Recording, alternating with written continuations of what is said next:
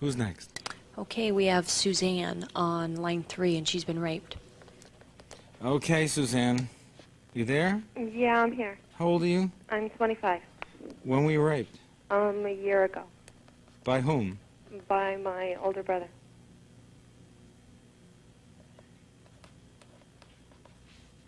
That sounds impossible, doesn't it? How did that happen? Well, he had called me one evening from another brother's house that I was at and asked if he could just come by and, talk to me because he hadn't seen me in a while. And I said, yeah, sure, no problem. I wasn't doing anything. And he came over and everything started out okay, but he was drunk when he got there and, well, one thing led to another. What do you mean one thing led to another? Were you drunk too? No, I was not. Were you drinking? No, I was not. So how come you couldn't handle yourself with him? I mean, I'm just curious. I'm not blaming you. I'm just saying what happened. He basically drugged me into the bedroom and forced himself on me.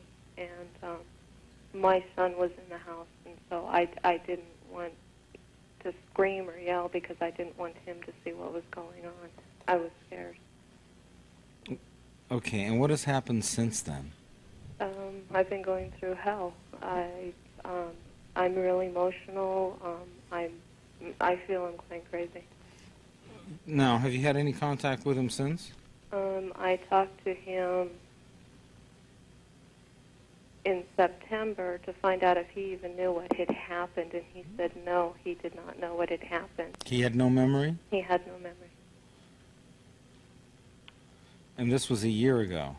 A year ago this month. Did you remind him of what happened? Yes, I did. And what did he say to that? He said that's not possible. There's no way I could have done that. And I just said, well, I'm sorry, but it did happen. I have never heard of this before, like this. What do you want to do? I don't know what to do. I'm real unstable. I'm having a rough time with my son, and I have a feeling it's because of what I'm going through. Please explain. What do you mean a rough time with your son? Well, he's being, I would say, unbearable to handle. He's real. Do you think he saw it? I don't think so because he was asleep. So why is he becoming difficult to handle? I mean, what's going on?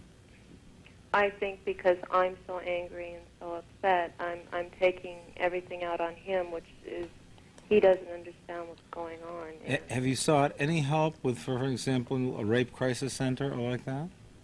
I had called the rape center in September, and they said I should talk to somebody, should get some counseling and get some help, but last year at this time my hours were cut from work, and they're still cut. I've gotten a few hours back, but they not do. much. But they do have rape groups there, don't they? They had suggested that I see somebody else. They didn't have any place that I could go to and talk to somebody. Did they say that was going to be temporary, or did they say it was permanent? They didn't say. I would contact them again. I would try to get onto one of their waiting lists for a group, because a group would be very important. You need to share it. You need to get other people with you. When he doesn't remember and claims that he doesn't want to remember, it makes it extremely difficult for you. So there's not going to be any sense of resolution with him. And bringing the family in, doesn't sound like a great idea. They already know, and they support me. They are They behind do. me. Yes. Is he an alcoholic? Yes, he is. All right. Is he in treatment? No, he's not. He does not think he's an alcoholic. Well, then the family should be working to get him into treatment so that he can get through some of the denial. And when he gets through some of the denial, the chances are there'll be some memory that'll return. But the family needs to get behind you and get you into a rape survivors group, or get into counseling someplace. Well, at this point in time, my insurance does not cover very much. Your insurance isn't even the question. You've got to get treatment. There is treatment available. every place I've checked, I can't afford. I don't have the money. I know I need help. All right. I know I want to talk to somebody. It's absolutely imperative that you do. And what I want you to do is stay on the line, and we're going to find someone for you. Okay. But you must do that. What are you doing with the feelings? I take them out on my son. I take them out on my boyfriend. He No. says that at night in my sleep, will scream and cry, and I don't remember any of this, but he will tell me in the morning. Now, this must be worked through.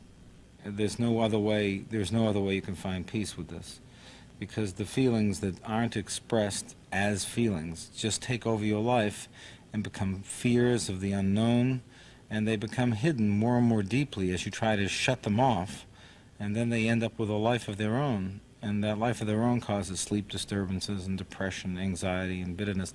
One of the things you can do as you're waiting is to get a notebook and keep a journal of all the events, all the things that are going, that you noticed, that you remember, or that you're told about this, Okay. just so that you're getting it out of you. And do you have when was the last time you had contact with your brother? I would say September, October. Is he still in the family? Well, I would say no. My mother had written him a letter stating that he was not allowed back to the family until he got help. But I told her that he needs support from the other part of the family. He really where, does. Where I want nothing to do with him, and he knows that. Yeah. Well, you're such a good person. I mean, that's obvious, but your goodness is causing you to hold in your anger and let it out at the innocent people in your life, and that's not the way to travel. You have to get that anger out in a way that's constructive by letting the hurt out and eventually forgiving your brother. You know, that's what you have to do. But in order for him to be forgiven, he's got to be in treatment, too. Stay on the line. We're going to get you some help. What a situation, huh? I mean, can you imagine a thing like that? When a person doesn't claim to remember or be aware of the hurt they inflicted on you, you're trapped. You're bottled up. There's no place to go with it, and you feel like exploding. We'll be right back.